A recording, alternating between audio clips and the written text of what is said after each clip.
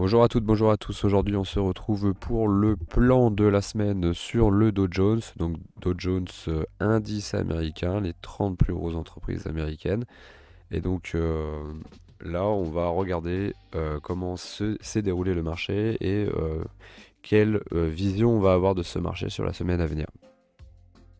Vous m'excuserez, hein, j'ai un peu la crève. Du coup, je parle un peu du nez. Merci les enfants, hein. Les enfants, ça vous ramène beaucoup de cochonneries. Et du coup, bah, c'est les parents qui trinquent derrière. Donc je rappelle, moi je trade essentiellement le DAX le matin et le Dow Jones l'après-midi. Donc le DAX sur l'ouverture, donc l'indice allemand, hein, les 40 plus grosses entreprises allemandes, qui est ouvert tous les jours à partir de 9h. Et le Dow Jones qui lui est ouvert tous les jours à 15h30. Donc pourquoi le Dow Jones? Puisque le Dow Jones il est très agressif et comme je rentre en très court terme, ça va me permettre de sécuriser mes positions très rapidement. Puisque le but d'une analyse, quand vous allez entrer en position après que vos stratégies ont été alignées, etc., eh bien logiquement le marché ne devrait pas revenir vous chercher. Donc je pars sur le fait que si vous rentrez en position, si vous avez bien lu votre marché, le marché ne devrait pas revenir sur votre prix. S'il revient sur votre prix, eh bien, à la limite, vous faites break-even par exemple. Break-even, c'est-à-dire que vous allez mettre votre position à zéro et vous allez perdre zéro du coup. Ok. Et ça ne vous empêche pas de re-entrer derrière. Donc pour le coup ici notre Dow Jones, eh bien vous voyez c'est full acheteur depuis pas mal de temps. Là regardez 2017, 2018, 2019, 2020, petit Covid, tac, petite inflation, guerre en Ukraine, un beau retracement justement sur des zones qui devaient aller combler en fait pour repartir à la hausse. Et donc là sur ce qu'on a actuellement, eh bien, on voit de nouveau, en fait, nous, on va aller regarder plus précisément les impulsions que propose le marché. Donc, on va aller chercher l'agressivité du marché. Là, eh bien, justement, où il y a, vous voyez, la souris, par exemple, cette impulsion, elle m'intéressait fortement. C'est pour ça qu'on est passé acheteur sur le Dow Jones, puisque nous avons énormément d'acheteurs ici. Nous avions eu des trous de volume, puisque je vous le rappelle, le marché, eh bien, sans le volume, le marché n'avancerait pas. Et donc là, le marché est venu eh bien, aller combler en fait ces petits trous de volume. Il en reste en dessous des petits trous de volume, mais bon, il va peut-être pas les rechercher maintenant, il ira peut-être les rechercher plus tard. Dans tous les cas, une fois que vous avez des trous de volume, des zones intéressantes, eh bien, il faut toujours les tester en trading. Il faut tester les zones en fait. Il ne faut pas se dire, bon, je vais attendre cette zone. Si vous avez une zone avant, non, vous attendez de voir comment le marché réagit sur cette zone. Est-ce qu'il est en train de combler le volume? Est-ce qu'il commence à être agressif au niveau des acheteurs? Et de là, eh bien, vous allez avoir votre, votre appel en fait, appel acheteur ou appel vendeur, et c'est là où vous allez pouvoir rentrer en position.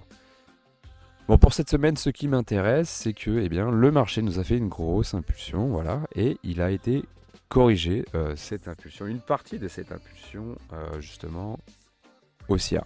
Donc, nous sommes rentrés ici, premier TP bien sûr, le Take Profit, on a été le chercher ici puisque nous avions un danger d'une reprise vendeuse, parce qu'on ne contrôle pas le marché, et donc du coup c'est pour ça qu'il faut sécuriser des profits, justement pour être rentable sur le long terme. On préfère la sécurité avant tout, ok? Et donc là, notre deuxième take profit, eh bien, on aimerait bien aller le chercher là-dedans, là, dans cette petite zone rouge, dans ces petites tiges là, votre petite pin bar que vous a laissé le marché en daily, puisque ça prétend qu'il y a sûrement des vendeurs agressifs.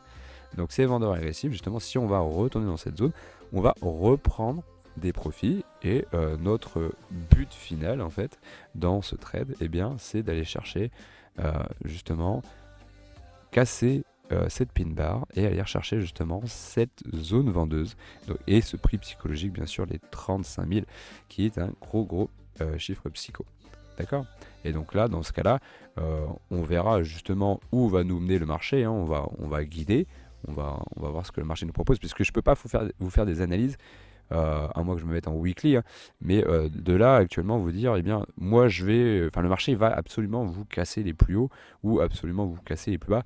Non, en fait on suit le marché sur l'instant T. Ok. Donc l'instant T, c'est-à-dire, par exemple, on va aller zoomer dans des petites time frames pour voir ce que nous propose la petite time frame, parce que la petite time frame nous fait la grosse, en fait, tout simplement. Donc bien sûr, sur les grosses, vous avez énormément d'indications qui vous disent qu'il va y avoir des grosses réactions, mais si justement les acheteurs ou les vendeurs n'acceptent pas cette zone, ils vont sûrement la casser. On n'est pas à la place des acteurs financiers.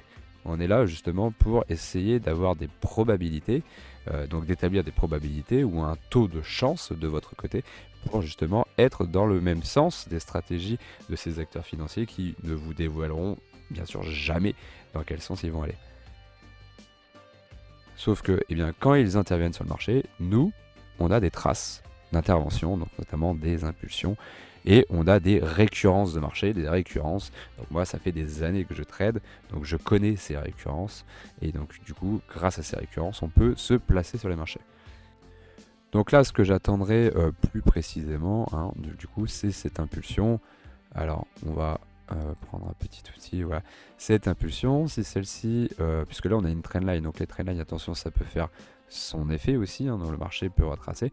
Donc là, il faudra que j'aille eh bien, voir dans des unités plus courtes comment ça va se passer. Donc si le marché va venir retracer comme ça, et mieux me repropose une impulsion, ici, nous allons prendre notre second take profit, tac, ici, et pareil, ainsi de suite, le marché va nous proposer, on va appeler ça un running, hein, c'est la figure théorique du trading pour que le marché avance. Et donc là, j'aimerais bien aller chercher cette zone. Donc soit il va y aller de cette manière, soit il va y aller de manière agressive. Ok. Donc là, ce que je vous propose, bien sûr, c'est ce que j'aimerais que le marché nous fasse. Bien sûr, il faut toujours, c'est pour ça que je prends un take profit ici. La pin bar peut, parce qu'à l'intérieur il y a des intervenants assez agressifs, peut nous faire, et pourquoi pas, eh bien, retracer le marché de cette manière. Donc une grosse vente, il va retracer comme ceci, et pourquoi pas repartir à la hausse, ok, pour aller casser les plus bas, puisque les intervenants peut-être vont clôturer des positions, reprendre des positions et aller combler les trous de volume de cette impulsion acheteuse pour repartir à la hausse. Pareil, alors, il faut vous mettre dans votre poche, hein, plusieurs setups possibles, ne jamais rester dans un biais acheteur ou vendeur. Il faut avoir les deux visions, puisque bah, moi je trade les deux, hein. Je trade l'achat, je trade la vente, puisque j'essaie de mettre le max de probabilité de mon côté, et dans tous les cas à chaque fois on prend des take profits. C'est les take profits de vos trades qui vont vous rapporter de l'argent. Certains vont me dire, eh bien, il faut suivre la tendance pour avoir le plus de probabilité au niveau de votre trade. Je suis complètement d'accord avec vous. Et justement, je vous recommande de trader la tendance. Sauf que, petit hic, les tendances, bien sûr, vous avez les tendances grosse time frame et vous avez les tendances petite time frame. Donc je ferai une vidéo là-dessus. Et donc les tendances grosse time frame pour que le marché en fait reprenne la tendance grosse time frame. Alors je vous donne un exemple, hein. Par exemple, si vous avez cette vente là, vous vous dites voilà, j'ai une correction et je veux reprendre une vente par exemple. Et bien le marché ne va pas faire d'un coup comme ça en fait. Non, il va travailler et ça va mettre longtemps, ça met longtemps à retourner des positions pour repartir à la vente. Ok, donc là je vais vous montrer, hein, par exemple ici, donc le marché il est parti à la hausse, ok, et donc là pour que le marché eh bien juste en interne, hein, vous casse un plus bas, par exemple ici vous aviez un plus bas, ici on revient ici, et là il vous a créé peut-être une mini tendance grâce à des impulsions vendeuses en interne pour les casser les plus bas. Et bien regardez combien de temps ça a mis sur cette zone en fait. Donc cette zone on est nul à rechercher, donc une bougie est égale à un jour, 1, 2, 3, 4, 5, 6, 7, 8, 9, 10, 11, 12, 13, 14, 15, 2 semaines pour un retournement avant d'aller casser les plus bas. Donc voilà, ça met du temps en daily. Donc c'est pour ça qu'il est aussi important de regarder votre tendance en fait à l'intérieur de cette tendance daily pour pouvoir trader tous les jours. Donc pour moi, un des meilleurs setups, eh bien justement, ça serait la continuation de l'achat. Pourquoi? Au moins comme ça nous qui sommes passés acheteurs ici, eh bien on aurait validé notre structure, hein, puisqu'on trade sur des structures et des trous de volume. Hein. Donc en fait, je trade essentiellement le prix. Voilà, structure, prix et volume. Très important, puisque sans volume, vous n'avez pas de marché. Donc les volumes, on va aller les chercher dans du carnet d'ordre, sur le marché futur. On va aller chercher ces petits contrats, ces échanges entre les acheteurs et les vendeurs, qui va vous donner des informations qui sont cruciales pour rentrer en position. Donc voilà, le but c'est d'aller chercher cette flèche-là et d'aller chercher au mieux la cassure du plus haut pour aller chercher un retracement et repartir à l'achat dans ce cas-là pour aller chercher une plus grosse structure. D'accord? C'est ce que j'aimerais. Après, si le marché vous donne des impulsions vendeuses très agressives, eh bien dans une petite time frame, on ira les suivre. Pour la semaine actuelle, donc faites attention puisque maintenant c'est pas forcément le bon moment pour rentrer à l'achat, puisque vous avez des trendlines, vous avez des zones à risque, vous avez le prix psychologique 34 000 qui peut faire encore son effet. Il fallait rentrer ici ou par là. Voilà. Là, si vous voulez partir par exemple, en swing et en day, eh bien, ce que je vous propose d'attendre en fait pour rentrer en position, eh bien, ça va être plutôt un retracement. Comme ceci, sur des zones acheteuses, hein, là où il y a eu des impulsions sur des chiffres psychologiques, pour pouvoir repartir à la hausse et pas justement prendre, vous dire qu'ici il y a eu une impulsion acheteuse, je vais acheter ici. Non, trop risqué. Donc attendez toujours des pullbacks pour intervenir sur le marché. C'est la règle d'or. Hein. Donc on va les zoomer tout simplement sur une unité inférieure. On va prendre le 5 minutes, donc très inférieur. Et dans ce cas-là, on va les regarder pareil. Donc là, qu'est-ce que vous voyez? Des impulsions, des impulsions, des impulsions. Donc on reste acheteur, ça corrige, ça pulse. Donc on reste acheteur pour l'instant. Donc là, on verra demain, parce que là, on est un jour férié. On verra demain, on verra surtout ce soir à minuit, puisque les marchés sont actuellement fermés. Et quand les marchés vont réouvrir, eh bien, on va avoir un gap. Un gap, c'est-à-dire que, par exemple, ici, le marché a clôturé ici. Et peut-être qu'il va aller rouvrir ici dans la nuit, il va réouvrir ici et vous aurez sûrement le lendemain un pullback et peut-être de nouveau une impulsion. Ok. J'ai pris le DAX, donc les 40 plus grosses entreprises allemandes, DAX 40, du coup même chose, DAX 40, full achat pour l'instant, full achat puisque je rappelle quand vous arrivez sur des zones vendeuses par exemple, ne tradez pas les zones vendeuses. Enfin, il y a énormément de gens qui le font parce que c'est des traders agressifs. Pourquoi pas, mais moi, ce n'est pas dans mes stratégies. Hein. Moi, j'attends toujours des confirmations en petite unité de temps. Pourquoi? Puisque c'est à partir de ce moment-là où on va pouvoir identifier des prises de bénéfices des vendeurs ou des acheteurs. Et donc, dans ce cas-là, ça peut vous donner des départs.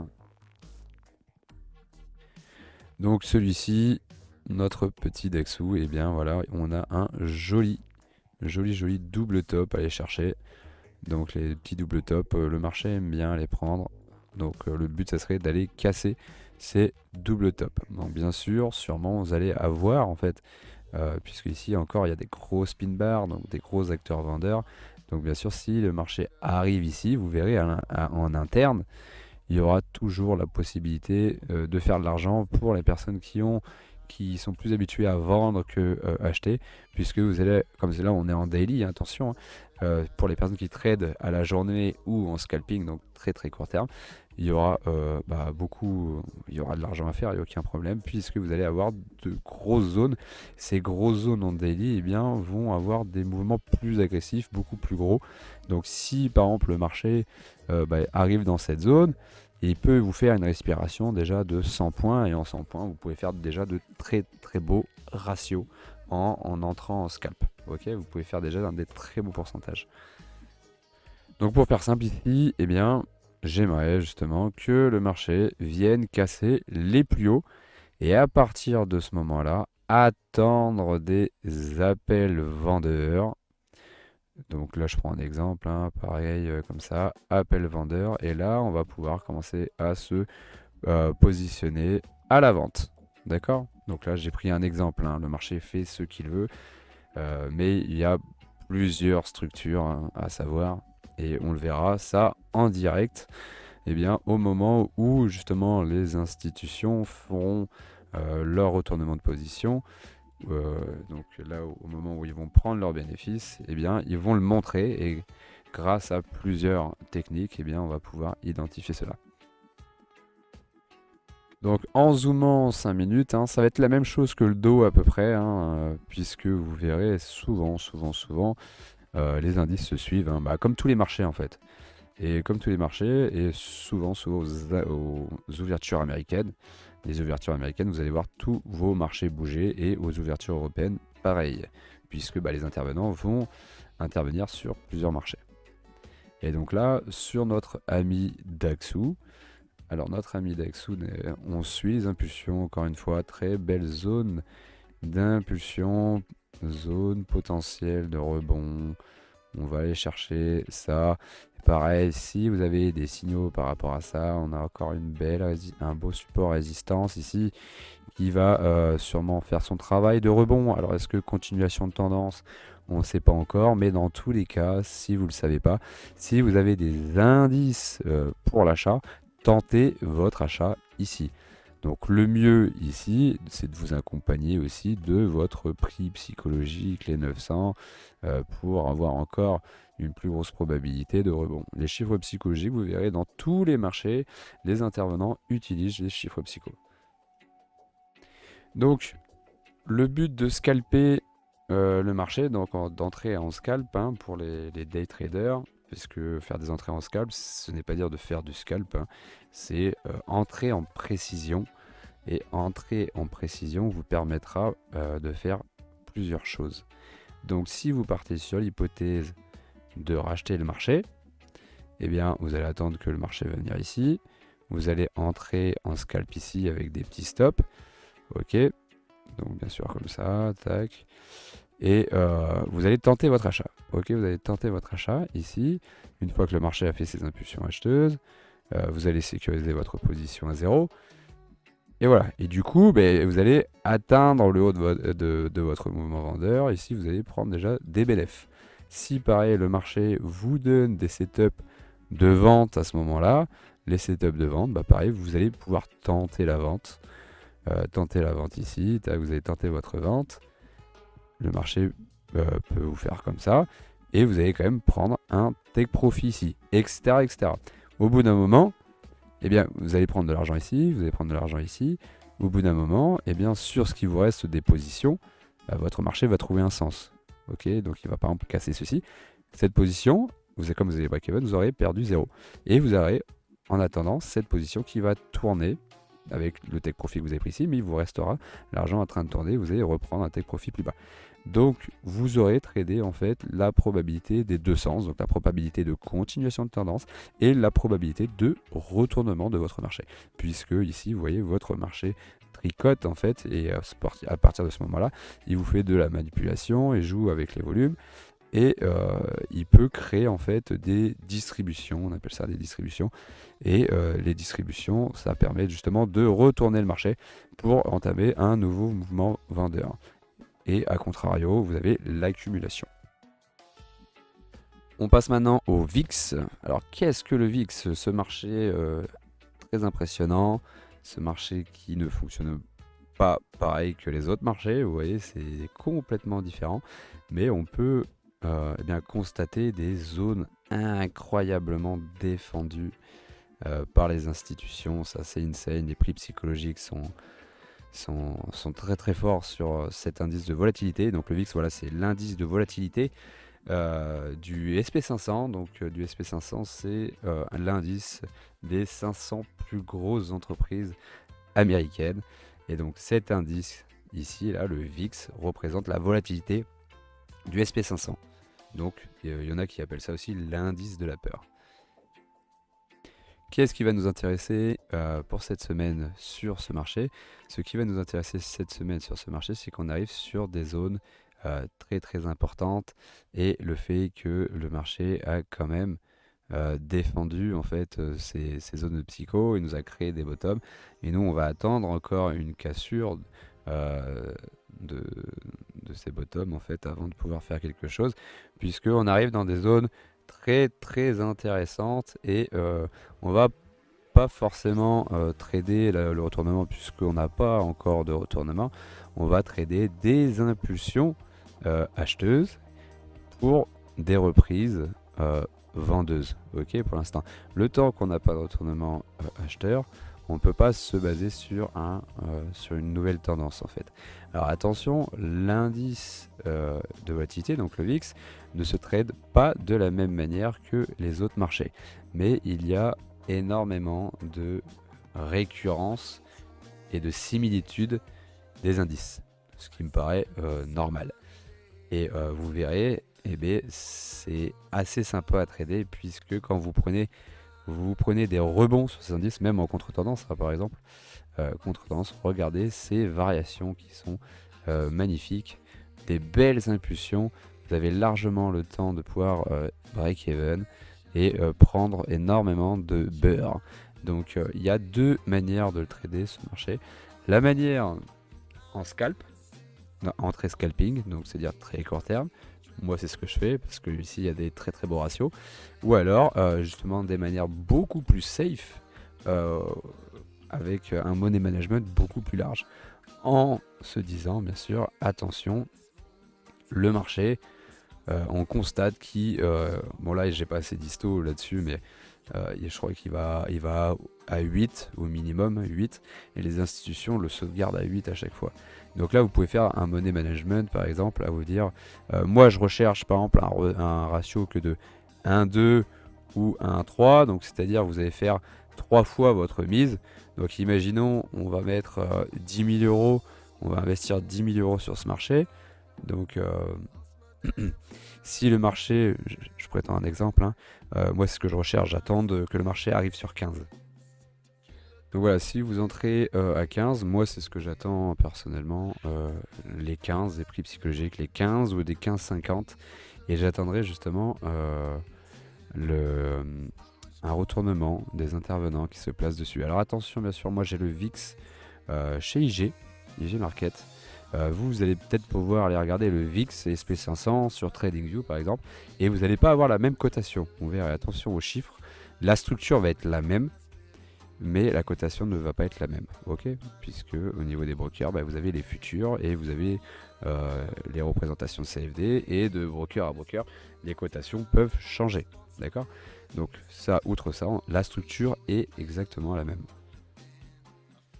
Donc voilà, les 15-15,50 peuvent être intéressants sur ce marché. Donc là, pour l'instant, ils sauvegardent encore cette ligne, hein. Donc nous, on va attendre, si par exemple le marché nous propose des appels acheteurs, là, on peut peut-être repasser acheteur. Si justement, il est encore vendeur comme il est actuellement, eh bien, on va attendre, par exemple, des cassures de ces plus bas, des nouveaux prix psychologiques, des nouvelles zones, et d'attendre de nouveau un appel acheteur pour pouvoir acheter. Et pareil sur ce marché, ce qui est intéressant, c'est que vous pouvez établir un money management assez safe, puisque le marché a de belles impulsions. Donc voilà, j'ai terminé pour ces petites présentations de semaine, hein. On fera justement des plans du jour et on refera des plans de la semaine. Donc les plans du jour, bien sûr, on ira aller chercher dans des unités de temps beaucoup plus courtes pour pouvoir établir un plan court terme. Donc j'espère que cette vidéo vous a plu. N'hésitez pas à rejoindre le Discord, je vous mets le lien dans la description. Allez feuilleter, jeter un œil sur mon site internet aussi, pour les personnes qui sont éventuellement intéressées pour des masterclass ou alors des formations vidéo que j'ai déjà tournées, hein. Donc vous avez plus de 30 gigas de vidéos. Les masterclass, l'avantage des masterclass, c'est qu'on va pouvoir faire de l'apprentissage du trading en groupe. Sur ce, je vous souhaite une bonne journée ensoleillée du 1er mai, et donc bonne fête à la journée du travail, et donc essayez de vous la couler douce aujourd'hui. Petite journée ensoleillée, petit après-midi, hamac, soleil, profitez de vos proches, c'est le principal, faites attention à vous, la santé c'est le plus important avant de penser à l'argent. Allez, une bonne journée à vous, ciao.